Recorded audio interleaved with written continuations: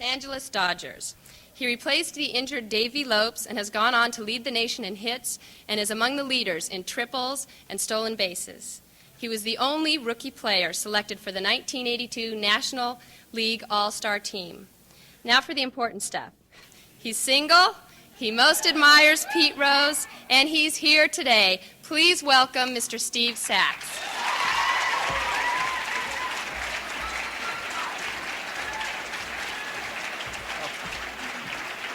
Thank you very much. Let me adjust this. I asked for a podium. I'm more comfortable when I stand, okay? Okay. It's a pleasure for me to be here today to speak to all you nice people here at UCLA. This is a facet of my life that I really missed by not going to college. But I'm just very thankful that things have been going the way they have, and I'm looking forward to a good career down here in the Los Angeles area. They've asked me here today to speak to you about a few things that have happened in my lifetime, and I'd like to share them with you. As she said, I grew up in Sacramento, California. I was raised on a farm, which is totally different from down here in Los Angeles. These freeways, I'll tell you, are really something. But I grew up on a farm. I think it was a very good way to grow up. We learned a lot of responsibility in our family. We have a big family. It's not quite like the Waltons, but it's similar to that.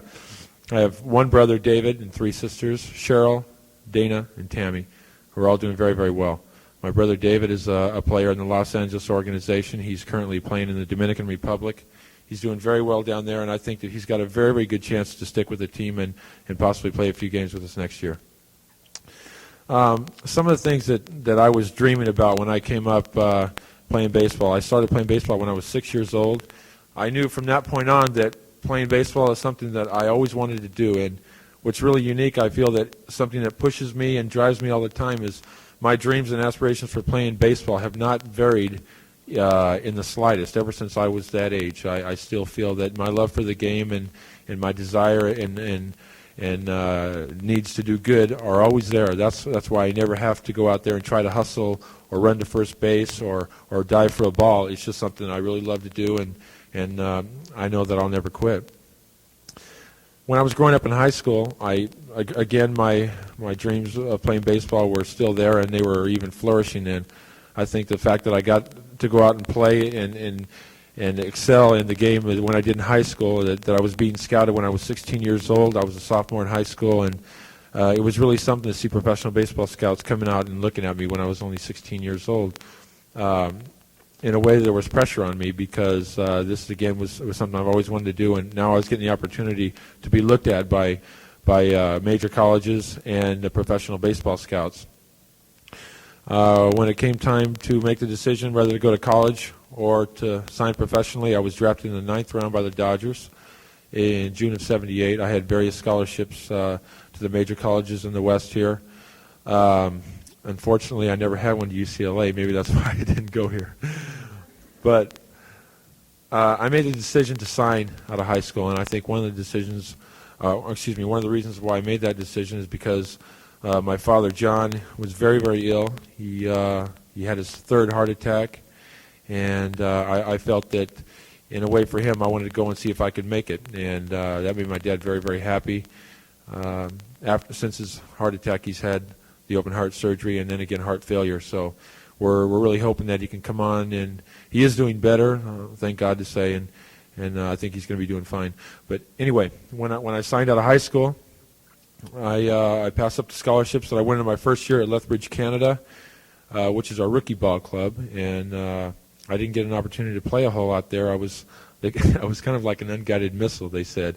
I had all this energy built up in me, and when I go out there on the field to play, here I was now. I got a chance to play professionally, and I was very, very nervous, and I didn't know where to channel my energies. So quite often when I'd field a ball at shortstop, when I ever did field it, the fans behind first base became acquainted with the way I threw the ball.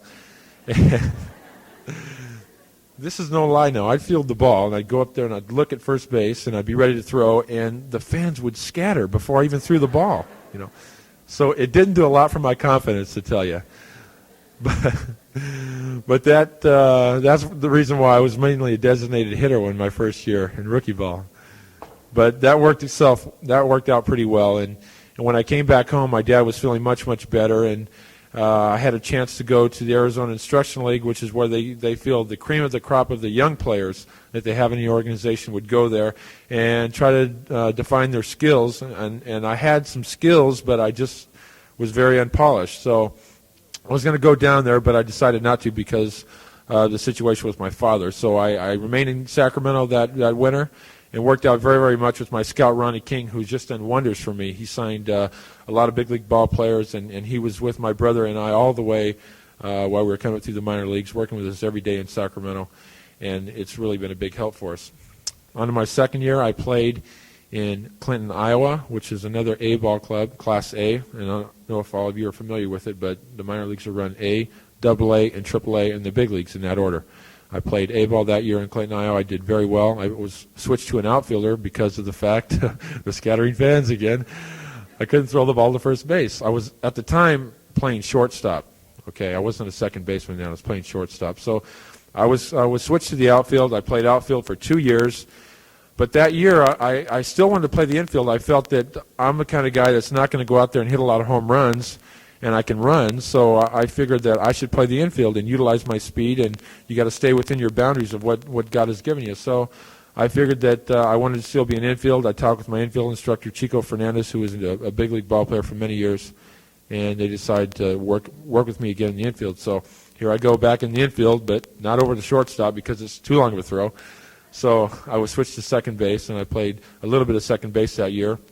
And then after the year in Clinton, Iowa, they take the guys down to Arizona again. I went down to Arizona that year, and I played half a second base and half in the outfield. And at this point, they were really not sure of where I'm going to play. Should they play me in the infield and take a chance on killing a few spectators, or should they put me in the outfield to make it a little bit safe?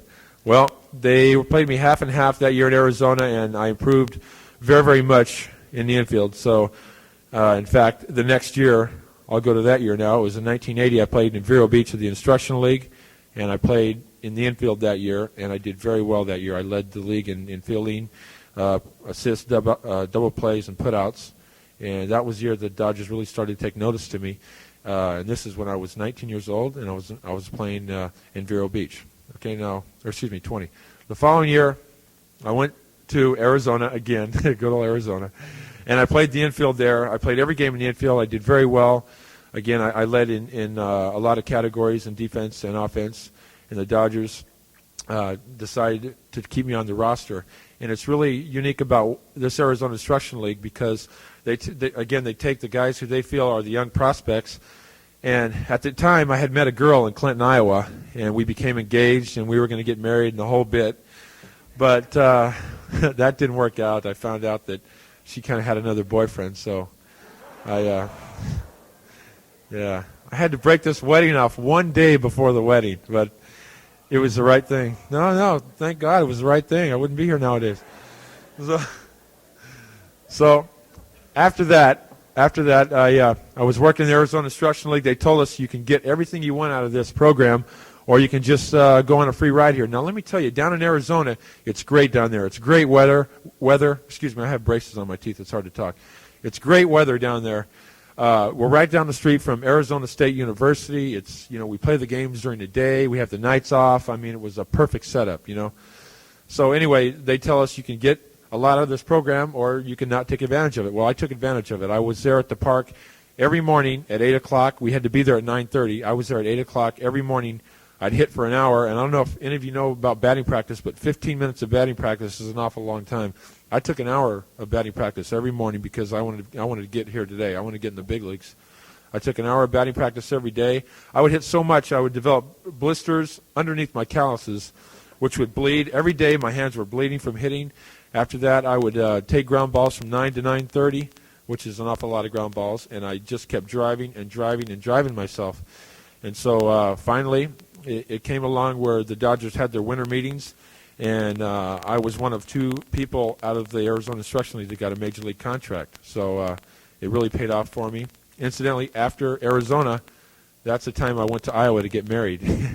I drove all the way to Iowa. It didn't work out. I drove all the way back home to Sacramento. I got back to Sacramento, and there was nobody home at the time. My father and mother were just very happy that I wasn't getting married because they weren't for it. They didn't want their little baby leaving the family. So I got back home to Sacramento, and I looked on the table, and I had a major league contract on my table. It was like an omen for me. So that winter, I worked out very hard again. I take great pride in my workouts and keeping in shape and working very hard to attain my goals. And that winter, I worked out very hard. I went to spring training with the big club. It was my first year on a big league roster, and I was very excited. And they decided to send me to the AA ball club in San Antonio because they didn't have enough room for me on the big league roster with Davey Lopes there. So I went to San Antonio. I did very well. I won the batting title there. I was named the most valuable player in the league. It was just a big thrill for me. And then here comes the fateful day of August 18th, 1981. Davey Lopes was injured, and I got an opportunity to come up with the big club, and I can still remember it. I was walking into the clubhouse and to get ready for the game, and somebody told me that our manager wanted to speak with me, and it was like the 16th or 17th. It was the 17th that day, and I realized that I hadn't gotten my check yet, and I thought, hey, maybe they're going to give me my check now. The checks were late, and I can't. And I'm always waiting for those checks, believe me. So I went into the office, and my manager was on the phone with some people from Los Angeles. And he told me, just wait there for a minute. So I was just sitting there twiddling my thumbs and waiting for him to get off the phone. And he was talking about another player on the club. So I thought, well, this doesn't really have to do anything with me. But, in fact, it did. He told me that he had just spoken with Al Campanis, the general manager of the Dodgers. And he told me that Davey Lopes was injured and that I was going to be on a plane at 7 o'clock in the morning in Chicago to be in the starting lineup against the Cubs. And I'll tell you, I about went through the roof. I called my mom and dad and everybody, and it was just one of the biggest thrills I ever had in my life. And that brings me now, see, I'm trying to tie all this in. That brings me now to the big leagues. Okay, I was called up on August 18th, 1981 in Chicago, and again, it was one of the biggest thrills of my life, something I've always wanted to do ever since, as I told you, when I was just a little boy growing up in Sacramento. And things went very well. Things fell into place, and after the 1981 season, we won the World Series, and I didn't get to play much. I played in the first two games, and I was shaking so much I think my shoes came untied. But it was a very, very good experience for me. I think it's going to help me on down the line. And then after the 81 season, I went to Venezuela. That was this past winter. I was down in Caracas, Venezuela, playing for the club down there, and they take players down there who are in their first or second year, or in fact just coming into the big leagues to go down there and try to refine their skills. There's a lot of major league ball players down there. There's a lot of the native players down there that are very good ball players. Dave Concepcion, Manny Trio, just a couple of players that I played against down there, and I gained a lot of valuable experience. I had went to spring training on the 23rd of February the previous year, and I didn't get back till the 12th of February that year because of winter ball, which carried me through, as I said, the 12th of February. So it was a very, very long winter for me. I had 13 days off, I believe, and I just didn't have any time to do anything. That's why this year I'm not playing winter ball. I'm relaxing. I'm doing things off the field now, and I'm just trying to work out and get some rest. But down there in Venezuela, I'll tell you, that is I could write 10 books about Venezuela. First of all, the food is terrible. It's the second most expensive city in the world. I mean, I bought a T-shirt down there, right? It cost me $40. I mean, it's ridiculous. They do not know how to fly airplanes, is another thing. If you ever have to go to South America, try to go by boat. Don't go by plane. They don't know how to fly, really. One of the experiences we had was two of the teams were on the plane, and they were going to the other team's city, and they were taxiing down the runway, just getting ready to take off, and they locked up the brakes, and they stopped, and they told everybody that they were on the wrong runway. They were on the runway for the short Cessna planes, and they were on a big jet, you know. So they really, yeah, I don't know if it was the language they speak or they just don't have any communication in the tower, but evidently there was no communication there. So they almost lost their lives, and I'm sure that they'll be sure not to go back to Venezuela again. I hope nobody here is from Venezuela. Okay, I'll be in trouble. No, actually, it's a great place to be.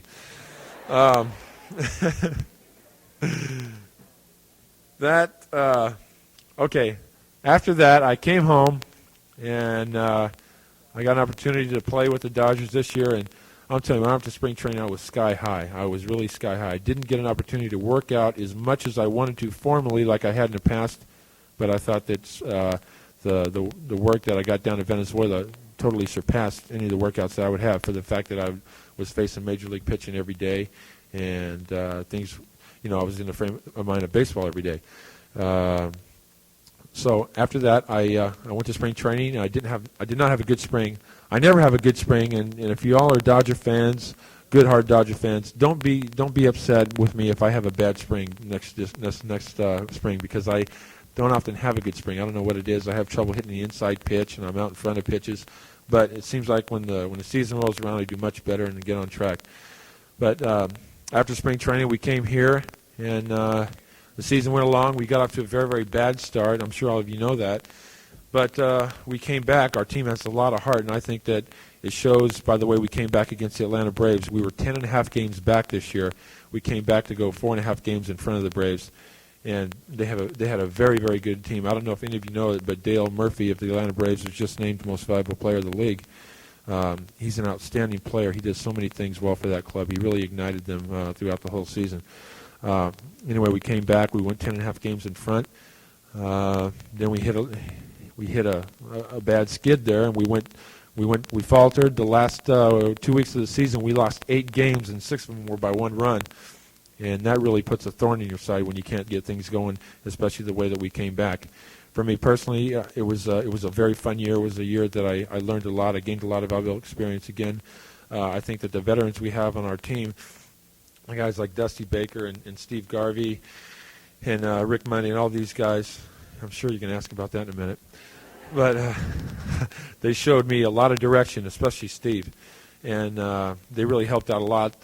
When I got injured, I was injured in Atlanta. I got hit by Rick Mailer. I was hit on the wrist, and it broke my wrist. They hadn't found out until 3 weeks after I was hit that I had broken my wrist. But that was a very, very bad experience for me. It was something that I'm going to have to deal with next year. It's going to really drive me, because I think that the time that I was out last year really, really hurt me a lot as far as some of the things that I wanted to do and accomplish. But that's okay. My wrist is better now, and I'm ready. I'm looking forward to a big season next year, and I think that I'd just like to say before I open this up to any questions, I want each and every one of you to know that all this would not be possible if it wasn't for the great fans. You people of Los Angeles have just supported us so well.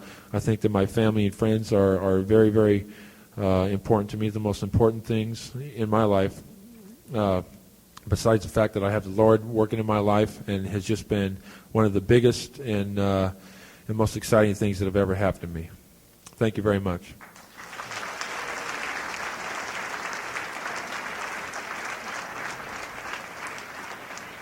Can you believe I got all those words on that little piece of paper? I mean, that is pretty good, isn't it? If any of you have any questions, I'd love to answer them. Excuse me. No questions? Okay. Yes, sir.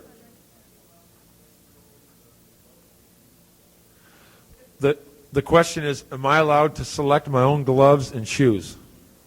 Yeah. No, that's a good question. Yes. You can use whatever gloves and shoes you feel comfortable with. Myself, I like the Rawlings glove. I use a Rawlings DL1 special, which I'm sure you ladies don't know what the heck I'm talking about. But it's a small glove. It's used for second baseman infielders to get the ball out of the glove fast for double plays. As far as shoes go, I have an endorsement with Nike, and I signed a 3-year contract with Nike 2 years ago when I first came up, and this next year is my last year with Nike on the present contract. I'll probably sign an extension with them after this year, but that's where I'm at now. Any other questions? Yes, ma'am. Yes, you.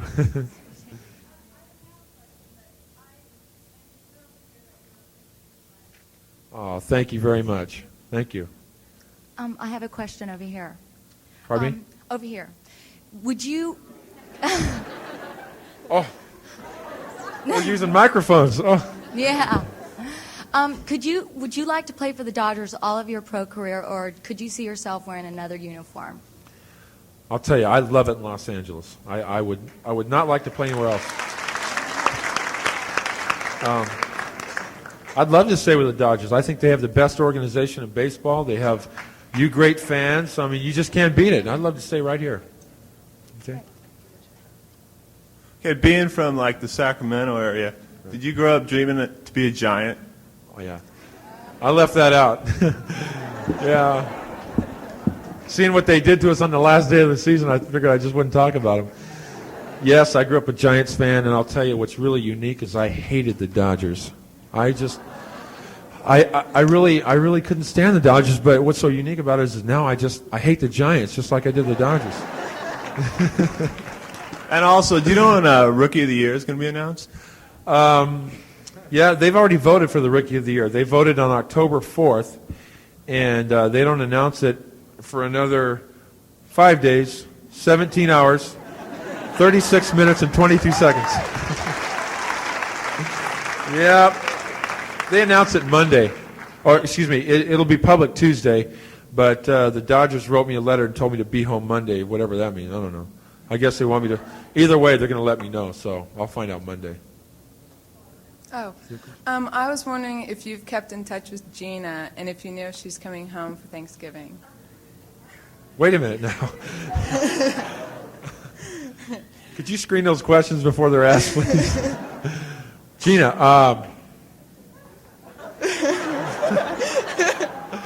Sorry about that. don't worry about it. This girl I'm dating back here, you just kind of messed me up.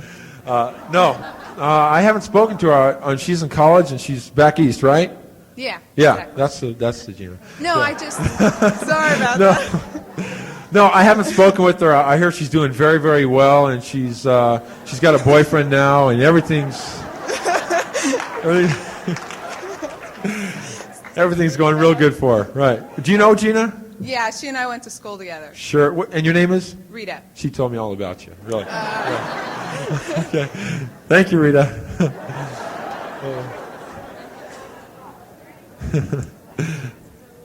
Is there any other questions? This is just getting fun. Come on.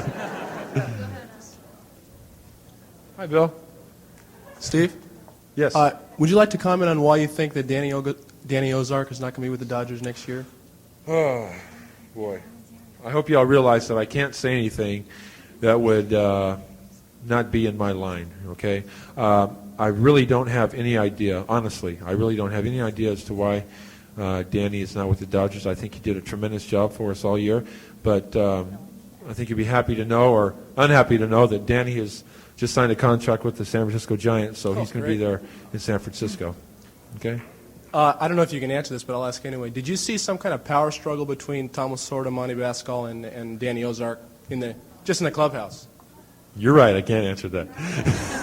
No, I didn't. I didn't see anything like that. I know that Monty Bascal is Tommy's right-hand man. He helps out Tommy quite a bit. Danny did too. I really don't know what to say. I can't exactly say why that Danny isn't going to be with us anymore, but I know that all the other coaches and in fact Tommy signed their contracts, so they'll be back next year. Okay. Yes. Hi, I know that you and Steve Garvey were, I guess, very close on the team. How do you feel about what went on between Steve Garvey and the management of the Dodgers? Well, I can't really characterize on any of the negotiations that that Steve had with the Dodgers, but I can voice my opinion just like I would to anybody else, a sports writer or anybody else in the public, that I feel Steve Garvey was a very, very big influence on me. As I said about my close friends have been a big help to me, and I don't consider just anybody I know a close friend, but I consider Steve Garvey a close friend. He burned a tremendous impression in me.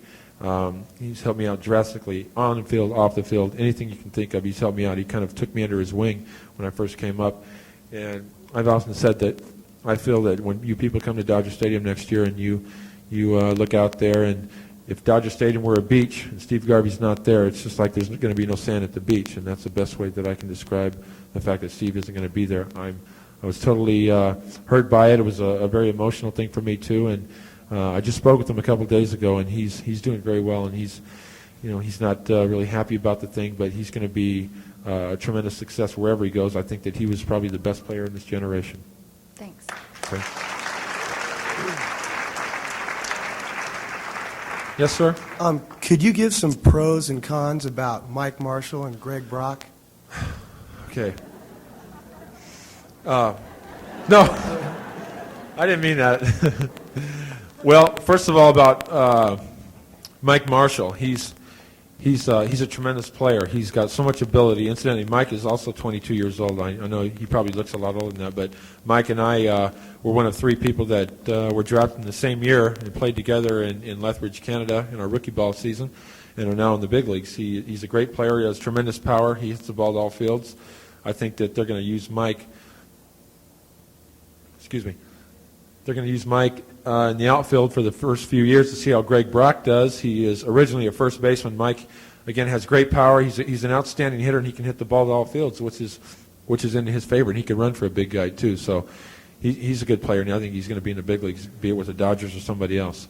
About Greg Brock has Frank Howard type of power. He'll probably hit 40 home runs. That's my guess someday. He's 26 years old. He's got just outstanding, unbelievable power. He's probably got more power than anybody I've ever seen in baseball. And defensively, he is a good player. He's got a great throwing arm. I feel that Steve Garvey is a better defensive player as far as fielding the ball, but Greg Brock can probably throw maybe a little better than Steve can. But I think that the fact that Greg's going to be there is just going to have to be a wait-and-see situation because we're just going to miss Steve Garvey terribly. Okay? Thank you. Yeah, Steve, can you explain the Dodgers' decision not to have a team captain? Well, Davey Lopes, was a team captain, and he's not there anymore, and I just don't feel that they have designated any one player to be a team captain. I think that the Dodgers are in a transitional period right now, and they're moving players around. They're changing the team around a bit, and so they're probably just waiting to see on who they feel would be a team captain if, in fact, they're going to name one. Okay? Yes. How much truth do you think there's to the rumor that you'll be the veteran infielder next year? Well, I don't know anything about being a veteran. I'm 22. Come on. Or rather the oldest one there, or the one. Well, I don't think that that's going to be true. I think Billy Russell is going to be back. I think the Penguin will probably be back. And, well, Steve is already gone, so I think that the Penguin and Billy are going to be back. If not, I think they'd have to move Guerrero to third, and there's another guy coming up in our organization called his name is Dave Anderson. He's 21 years old. He hit 350 in AAA. He stole 50 bases. He can fly. He can do it all. He really can. And he's going to be the next shortstop. I don't know when though. Thanks. Okay. Yes. I have a couple questions. First of all, how do you feel about all the tobacco chewing that goes on in major leagues? I don't chew tobacco, so I tried that one time and I turned green. I mean, that stuff is terrible. What does it do to the clubhouse and the dugout? Well, you guys. Well, I don't know if any of you have seen pictures of our clubhouse, but it is like, oh man, it is nice. I'm not kidding you. This is a nice clubhouse. It is carpeted. Our lockers are all perfectly white, and it's just all blue and white. It's beautiful. We have great things to eat in Tommy's office, as always. I'm telling you, Tommy's office is like a darn restaurant. Pasta, everything.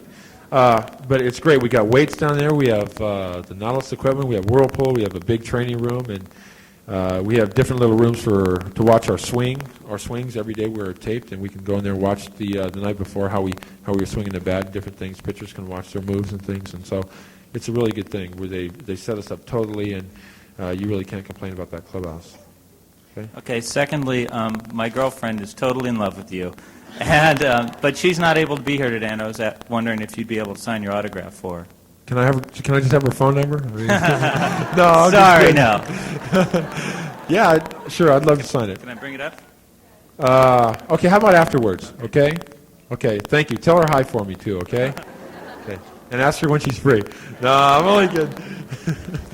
Hi. Hi. It's common knowledge that you're one of the best-looking Dodgers, and a lot of the Thank you. a lot of the girls, like was just mentioned, really, like watching the Dodgers for that reason. What do you think? Well, it's demonstrated here. What do you think about that? I mean, how do you feel? I love it. Well, I just think I'm very, very fortunate to be in the position I am in the first place to be able to play baseball. And I think that if people find me appealing, that that is something that I really appreciate, and I'm very thankful for it. Good, thank you. Thank you. Yes, sir? Yeah, I got a question. Seems like the Dodgers hurt the most this year in pinch hitting. So Right. I thought, besides Monday, who do they plan on using? I hope it's not Orta. George is in the back here. You want to tell him that? No. Well, I think that I'm not sure what's going to happen with Ron Renicky. In my opinion, I think Ron Renicky should play every day. What do you think? Yeah. He's an outstanding player. I hope that they don't put him in the role of designated hitter. I'm sure they won't, because he did some pinch hitting last year, and he did a great job. I think he should play every day. So I think that you can forget about Ron pinch hitting. I think he'll have a starting role. I think that Jose Morales is not a very publicized guy, but he is second only to Manny Mota in career pinch hits. He is an outstanding pinch hitter. He did a pretty good job for us this year. I'm not sure who they're going to acquire for pinch hitting if they are going to go to the free agency and try to get somebody else. We'll just have to wait and see what happens. Okay. Hi. I Hi. have two questions. Okay. First, I'd like to know what goals you'd like to pursue after your baseball career. Uh-huh. And second, who do you think is going to win the game on Saturday between us and What USC? game? Our football.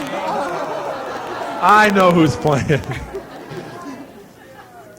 The first question, let's see. I'm not really sure what I want to do out of baseball. I know I'd like to stay in the game because I love it so much. I like to help other people. I like to be an example to young people because, see, young people can relate to me because I'm young and I'm in the big leagues, and they can look up and they say, hey, look, a young guy can do it too. So I like to help out people any way I can. I would like to be maybe an instructor or a manager if I could control my temper enough. But I'm not really sure because my likes and dislikes are going to change, I'm sure, by the time I'm around 38 to 40 years old when I'd like to retire. So I'm not sure really what I'd like to do. I don't like to plan that far ahead of time. I just like to, let things take its course. So I'll just have to wait and see. And your other question was, pardon me? Who's going to win the game on Saturday? Oh, UCLA without a doubt. I mean, I hope none of you are at USC when I have to speak in about an hour, and they asked me the same question. All right. Hi, I have a couple questions for you. One is, have you been approached and are you considering following my favorite player, Steve Yeager, into the pages of Playgirl? I didn't hear the last. Have I been approached on Have what? you been approached on following Steve Yeager into the pages of Playgirl? Oh. Okay, I'll be very honest with you. And the people are right here, and they can attest to it, right? I had, I guess, an offer to do that, but I turned it down. I just, nothing against Steve, but that's just not my style. I just couldn't do that. It was a lovely picture. No, And I don't like to do that. The second question is, exactly how many practical jokes were played on you last year, this I could past not year? count them.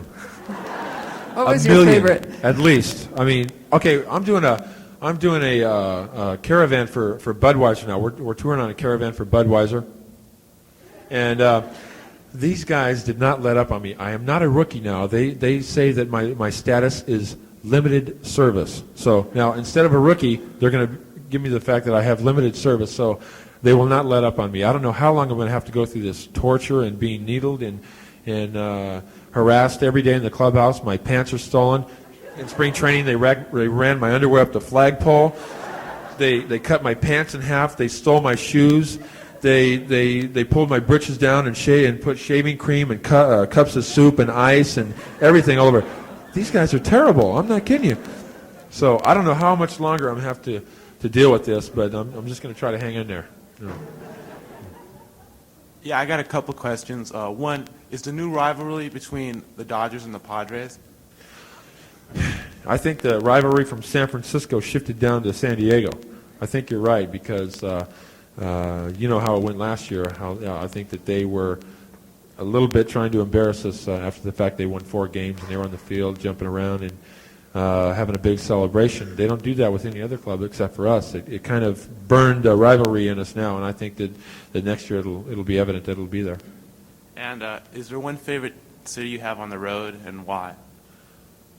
I can't answer why, but no. We're just kidding, right? No, I like San Diego. That's one of my favorite cities. Yeah, I love San Diego. Let's see, I like Montreal. That's a very, very pretty city. Let's see, where else do I like? Let me see. I hate the other cities. That's about it. No, I think San Diego and Montreal are, and New York. Those are my three favorite. Right. Okay. Is there any other questions? Yes, sir.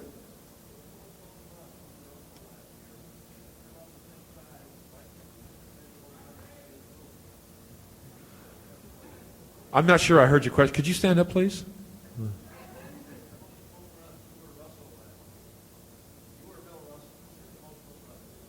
I don't know. I didn't keep his stats. I think he hit what, 3? I hit 4. That doesn't consider me a home run hitter, believe me.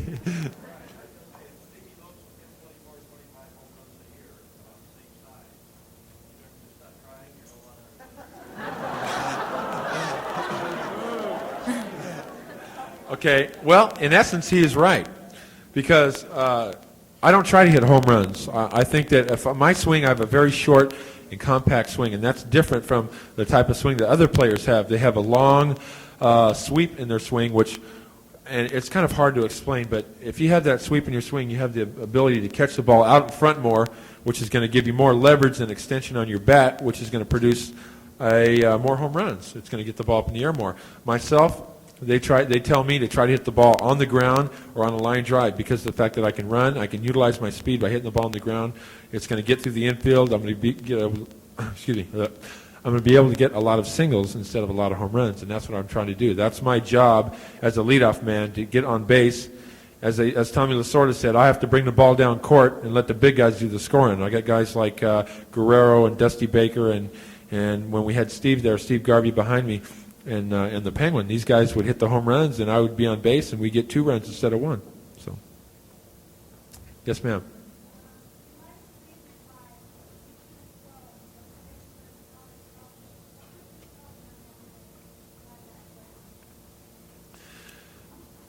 The question was the fact that I signed professionally instead of going through the college ranks.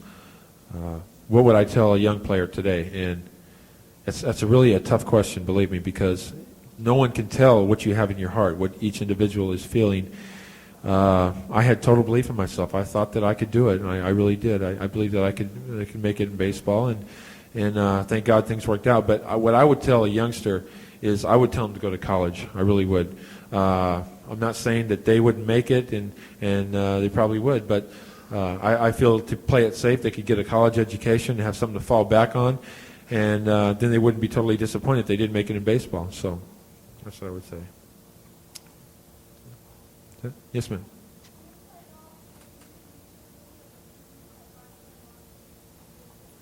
I was going to play in the golf tournament that Ron Peronowski had, but I had to cancel out because I was busy that day. I don't play golf too much. I don't know if any of you saw Caddyshack, but I'm kind of like the little grandson that kept knocking the ball around the course the whole day. I'm not too good of a golfer because when I was growing up, all I did was play baseball. I didn't play tennis or golf or any of these things. But now that I'm in Los Angeles and all the nice racket clubs that people belong to, I have to kind of like get into the swing of playing racquetball and tennis, and I'm terrible. But I'm getting better, I guess. Okay, is that it? Okay, well, it was very much my pleasure talking to you and coming out to meet you all, and I hope that we can see you very soon, and especially at Dodger Stadium. Okay, thank you very much.